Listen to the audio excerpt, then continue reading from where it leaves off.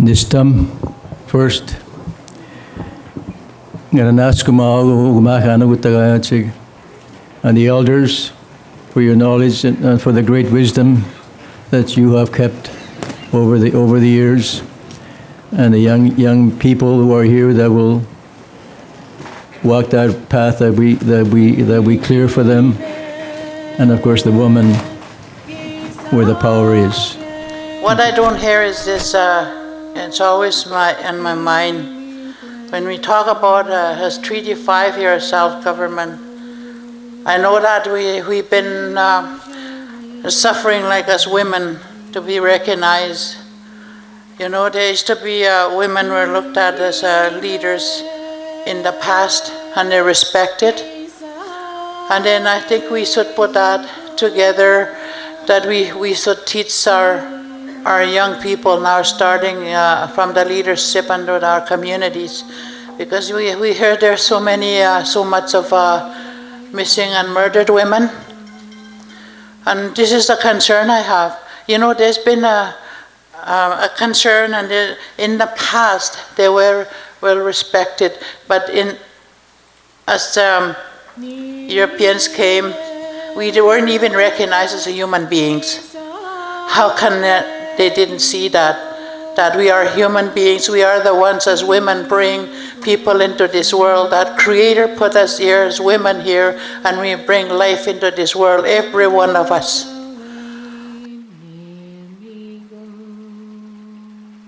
But it was just brought to my attention and mentioned a few times in today's conversations about the role of women in the treaty process, and the relationship we have as subjects in this in our relationship. We have to remember that in our communities, our matriarchal society provided a tremendous amount of advice to our negotiators who led the community and went forward and got into the treaty arrangement. So it would be really exciting and beneficial to have that history brought forward to our membership at large, because the role of women in our community has been warped to a large extent, and we need to use that. We need to have it in the forefront of our vision as we move forward to set the relationship right.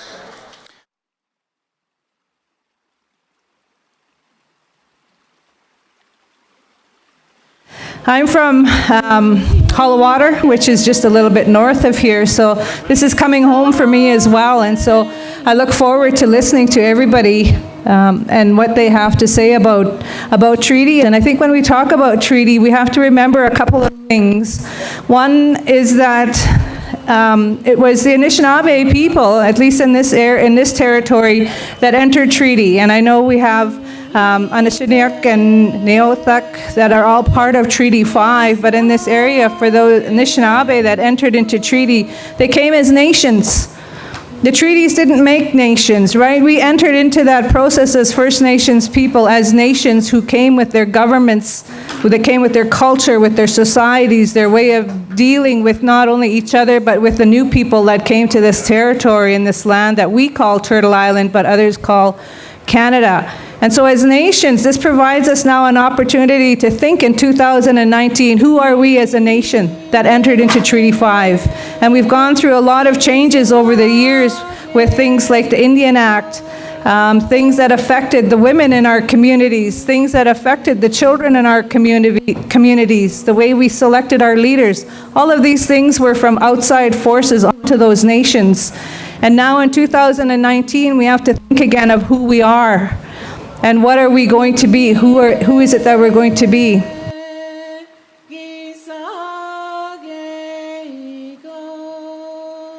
Today I can say that our youth have a good future ahead of them. Nothing makes me happier than seeing our youth take on challenges and overcoming them.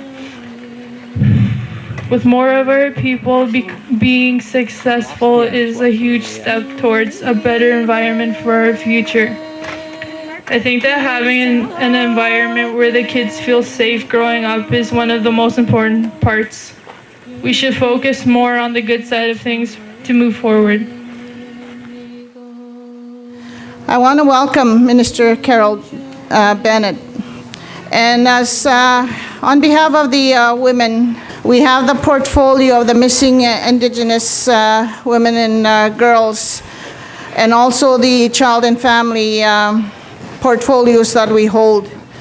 We take these as very sacred, as we know our journey and to carry our children in the way that we, as our ancestors, have brought and raised our children. And I think it has to come to an understanding. This is what we want. We know, we face it on a daily basis in our own nations, that our children are lost, and also the women. We know almost every day we hear on the news that there has been women, young women missing. And that's really saddens us every day. We have to be recognized as women, that we are the birth barriers of our children. I feel that in my heart when I see them. At times they look so helpless. Like that gentleman said yesterday, you can be strong to help one another, and we continue on. And I'm very glad that this is happening here, Treaty 5. And I'm sure the spirits of our ancestors are happy to see that happening finally, to start something and to go through that.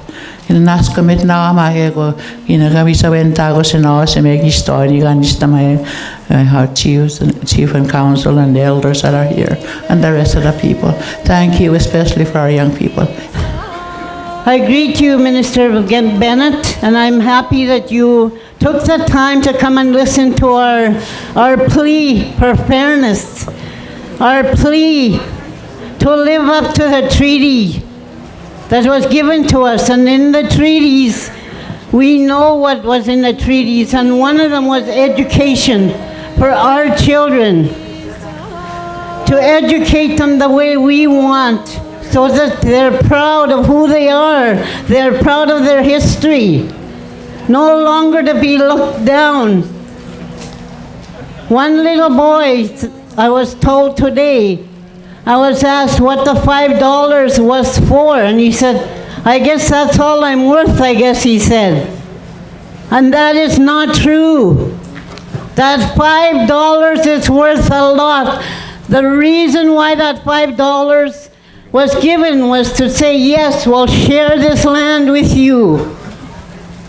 Not to give up everything that we have. We want to walk hand in hand and have all the things that were given to us, rightfully ours. All the money that's made in Canada comes from our resources. And we only get a handful, that's it. My name is Rita Munias. I'm from Pimichikamak.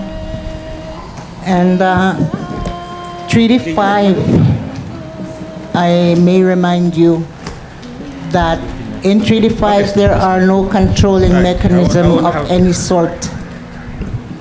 Okay, in 1876 a control mechanism started with colonization, and then went on through the century with more controlling mechanisms, such as the Indian Act. The Treaty 5 and treaties are biased. It's time that we, the indigenous, the people, do implement our side of the treaty, and this is what we're here for in this summit.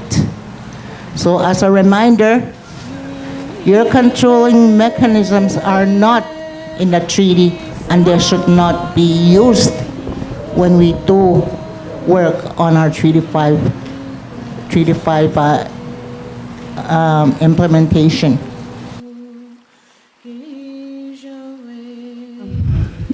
Kathy American Tesnigarson, Bimitsagamak Newtin, Egi Gagwetimigayan, Kita yamitu taman aske minanipe. Tatamis kawawak kakenoke makana ko tagayatsik. 3-5 futsi. Miran tatamis kawaw uke makan umeni uta-utaskik kaisi ayat. Kaisi tawina kita pesi mama chituak kita pesi ane mutamag. Kagisi wakumag uke masko. Kaisi kiskene maganuts. How the elders spoke to the creation story of the beaver that went down under and gave its life to bring that little piece of earth so that we would be able to grow, that piece would be able to be our land for our people. And we carry our children 9 months in that sacred water. So those are teachings that we need to bring back for our younger people.